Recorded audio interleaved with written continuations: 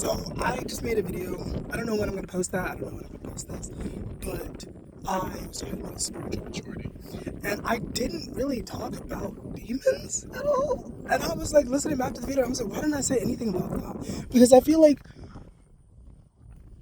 that's a whole section of it. Because like I was talking about like giving people the benefit of the doubt and understanding that it's usually not like the behavior isn't done maliciously. Like when people lack maturity and do stupid stuff, like it's not because they're purposely trying to. But then I started thinking about demons and shit.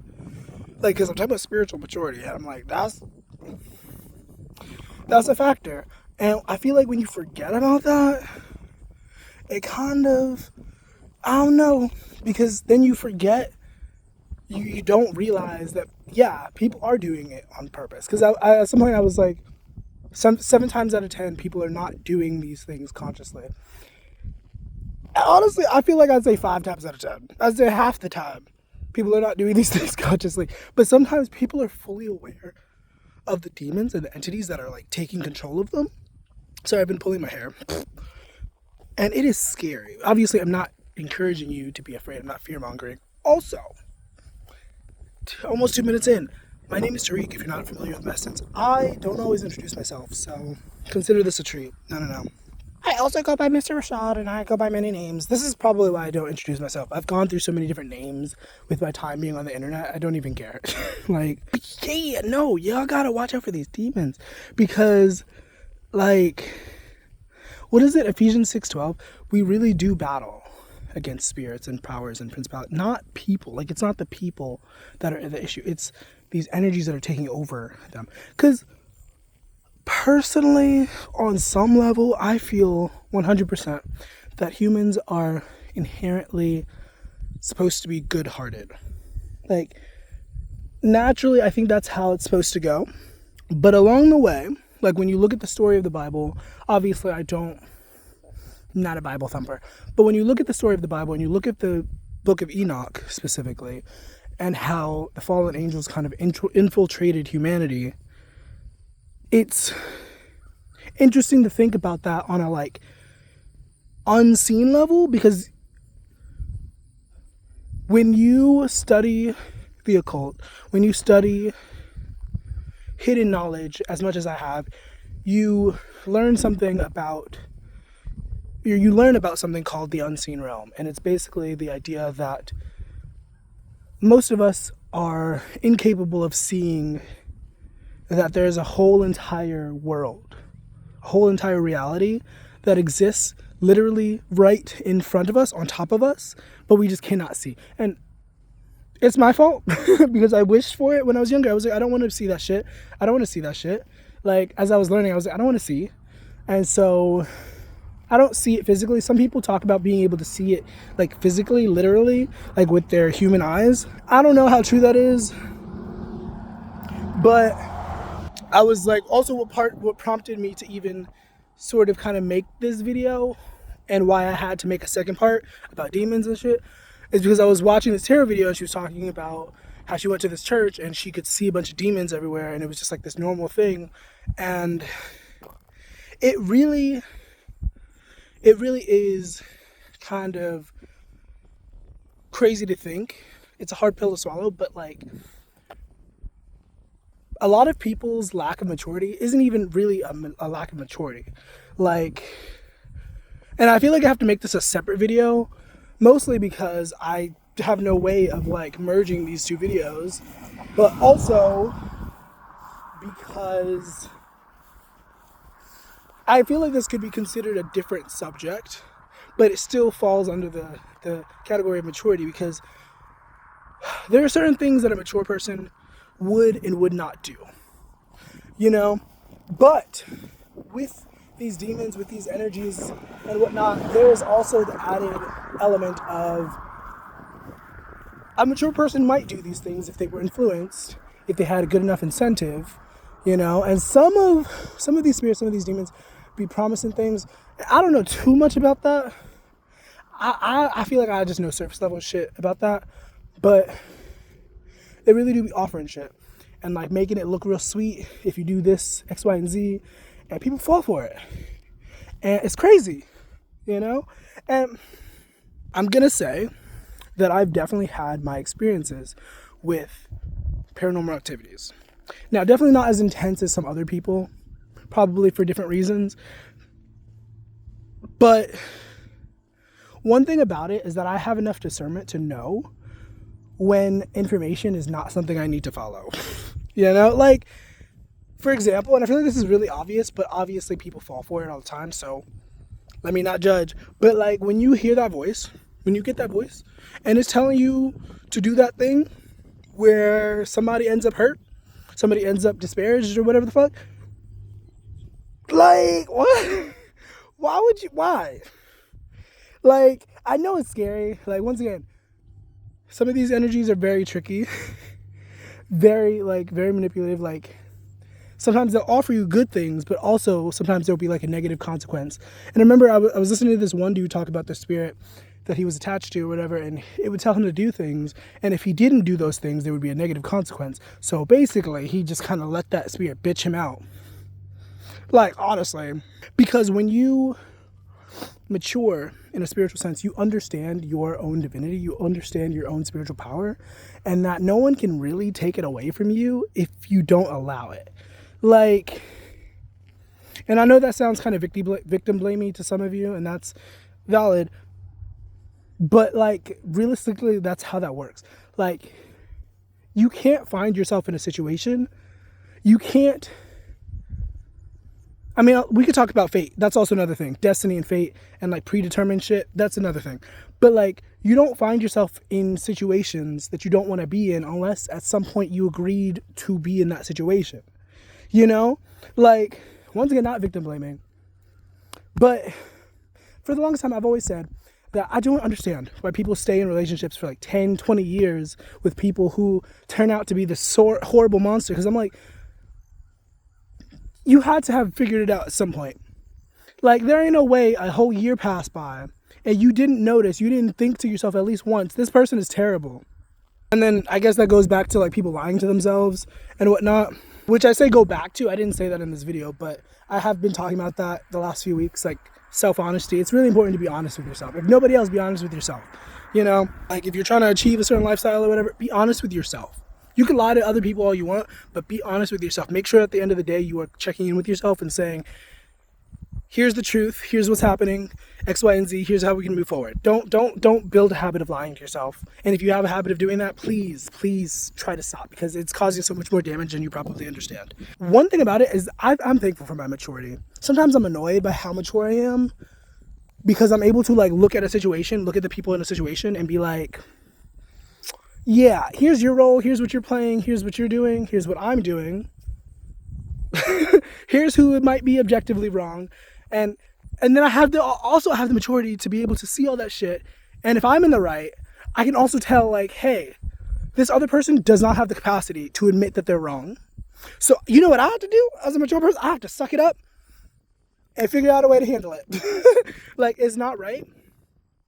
I don't advocate for like being in situations where you have to like mold and conform and what. I don't really advocate for that, but it is a reality for a lot of people, so we have to be realistic. And like, one thing about it, never feel bad for your maturity.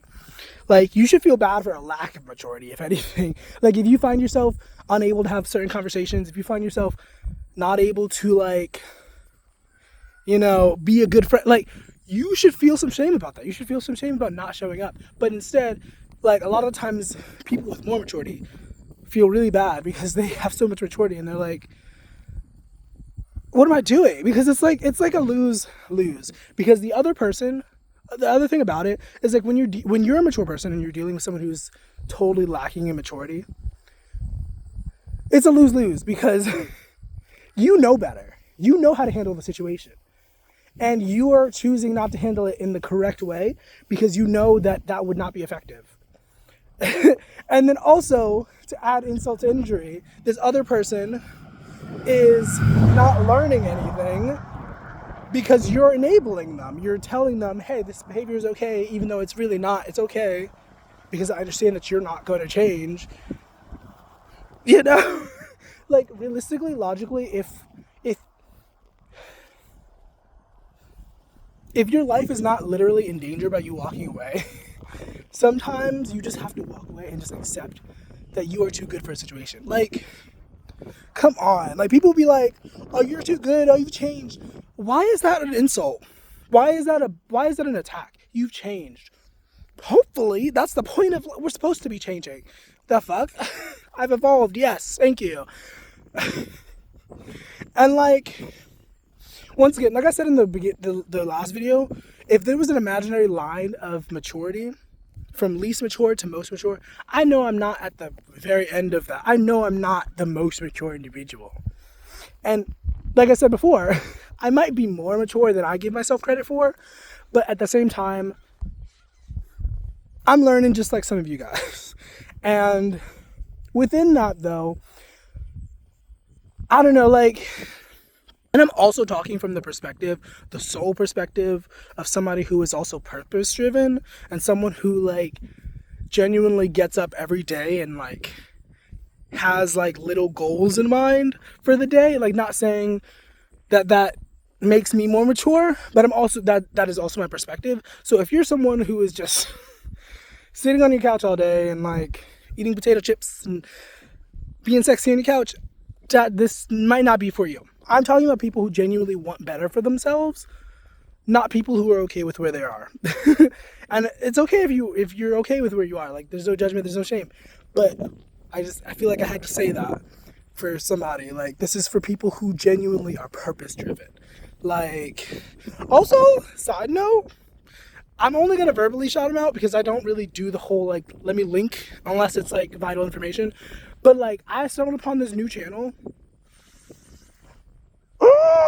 99% of the content I watch is women. And I'm not attracted to women in that way. But like, this dude, his channel's called For Purpose Driven Men. And I assume that he's straight. So I'm sorry to like romanticize, sexualize you. If you ever happen to be watching, I doubt he's probably watching this. But he was speaking some truth. He was preaching, and like, I realized, I was like, oh my God, is this what a divine masculine is? Because I feel like everyone's kind of like in their feminine these days. Everyone's like the divine or the divine feminine, you know, and there's nothing wrong with that. But I don't know. But there's also the element of like relationships are kind of going in a non-conventional route. So there's the element of that and like non-gender conforming relationships. But the way he was talking and like the delivery and his voice and like I was just like enamored on some level. Like, obviously I was listening to what he was saying, but it was like one of those moments where I was like, I understand why people kind of just get cognitive dissonance, because you hear a message, you hear it, but it's like you're not absorbing it because the medium is so goddamn fun. And I don't know. I don't think I'm the best looking person in the world, but I imagine some people do that for me with my TikTok videos. Like, some people probably listen just to hear my voice. And I'm like, I'm speaking some truth to you. Also, that's a lot of birds. You can't see that. But I don't know if you can see that, but there's a lot of birds. Oh my goodness. Anyways, I'm going to end this soon. And I'm going to say, if nothing else from this video, like I said in the last video, please ask yourself, where are you in terms of your maturity? Like, are there places where you are lacking? Because self-awareness is truly a superpower. Like, also shouting out another channel, Soul and Vibration. I've watched her for a while. I love her content. She makes daily energy updates, so you should go check her out. Soul in Vibration. Wonderful woman.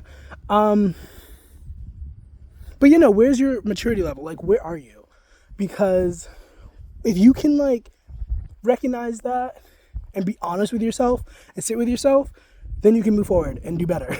Also, I wrote this in my notes and I didn't say this, but like one sign of like, not sign, but a measurement of growth, like, is how much painful truth you can sit with and not run away from it.